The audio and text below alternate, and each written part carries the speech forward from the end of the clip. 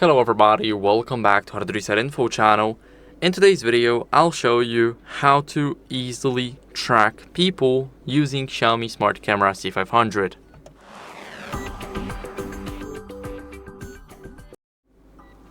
So, if you want to track people, what you guys want to do is go over to the XIAOMI Home app. Now click on your camera right here to open it.